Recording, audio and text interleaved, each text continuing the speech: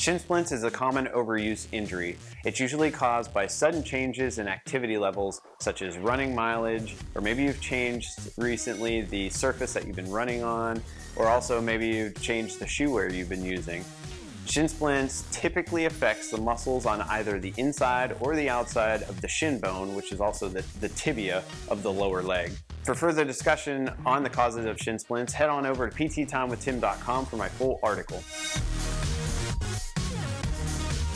So the first treatment for shin splints is to massage the muscles that are being affected. So remember I said it can affect the muscles on both the inside and the outside of the tibia, which is that shin bone in the lower leg. So the first muscle, which is on the inside of the leg, is called the posterior tibialis muscle. And in order to find this muscle, you go right to your shin bone, and then you'll take your thumb and drop right off the inside aspect of it. So I'm gonna start just below my knee here, and I'm gonna take my thumb and glide down the inside just off the bone, so the bone's here, just dropping off the inside edge of it.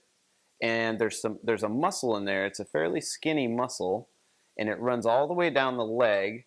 And you'll look for these areas of tightness and almost little knots, little speed bumps in there. They're going to be tender and they're going to be really tight. And so you can put some lotion on your hand and just massage that area. Now that's going to be the same area around where you have the pain from the shin splints. So be gentle in the beginning and just kind of massage it for 3 to 5 minutes. And then as the days go on and as you've been massaging it and kind of loosening it up, you can go a little bit more aggressively on it. But you want to go all the way up and down that muscle. Now, if it's the muscle on the outside of the shin bone, so again, my shin is right here in the center, my tibia, I'm going to go off the outside edge of it, and I'm going to check that entire muscle all the way down to above the ankle. And I'm going to find any of that tight, tender areas and just massage those out as well. Again, 3 to 5 minutes. Our first stretch is a seated shin stretch. So in order to do the stretch, sit at the edge of a table or a chair, cross your leg over the other knee, grab your toes and kind of the top of the foot all together with one hand, take your other hand and block the ankle from behind, and then simultaneously pull your toes and the top of your foot up and towards you and block with that opposite hand. So you can see that I'm kind of getting this nice stretch on the outside of my tibia, my shin bone there.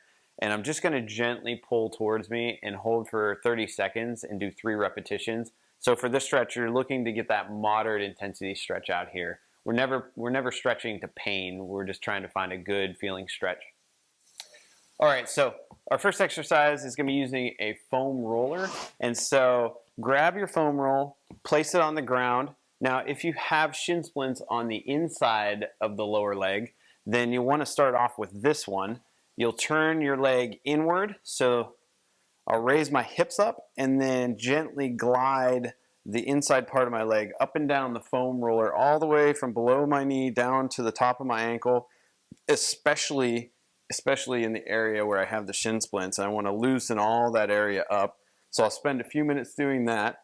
But if you have shin splints on the outside of the shin, then you'll want to turn over and get the outside area on the foam roller. So same thing, you're still trying to massage that area out, loosen up all those muscles that are involved there for 3 to 5 minutes.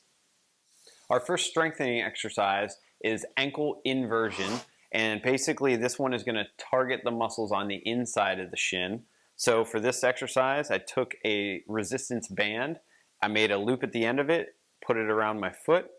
Now I'm going to cross my other leg and my other foot across the top of my leg and hold the band because I need to change the direction of pull here on it. I have my heel resting on the floor, and then I will pull the band down and in. So as you can see my foot, it's going at an angle, almost a diagonal, down and in. And so this will work the muscles on the inside of the shin there. And for this one, I'll do 3 sets of 10 to 3 sets of 15. Our next exercise is ankle eversion. And for this one, I took the same resistance band. I still have it around the ball of my foot there, but I rerouted the band down around my left leg here so that I'm going to pull the band up into the right. So it's a combination diagonal movement up into the right. And now this time it's going to strengthen the muscles on the outside of my shin. And I'll do 3 sets of 10 to 3 sets of 15. Our next exercise is a seated toe raise. For this exercise, you're going to need a nice heavy weight. So here I'm using my Bowflex adjustable kettlebell. I have it set to 40 pounds because you really do need something that's pretty heavy in order to feel this exercise.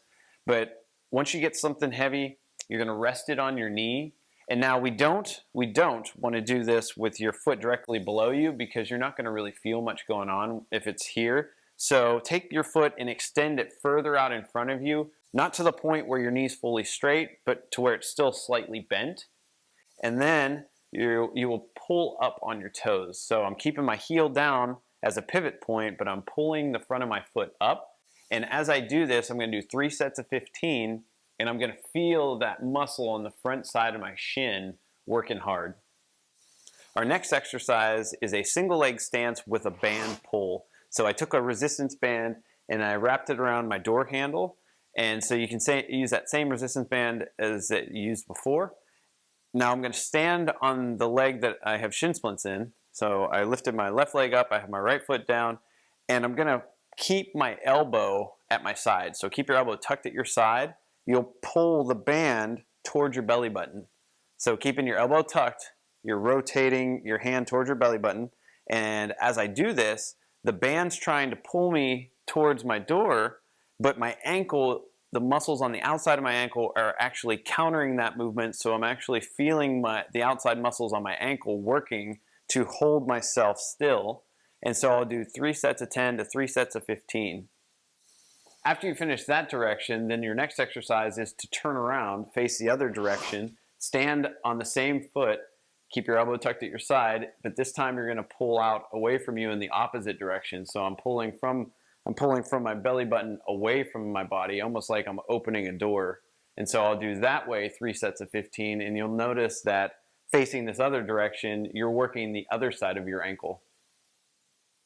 Our next exercise is a standing dual leg heel raise with a tennis ball. So it's important to grab some kind of ball, a tennis ball, lacrosse ball will work fine.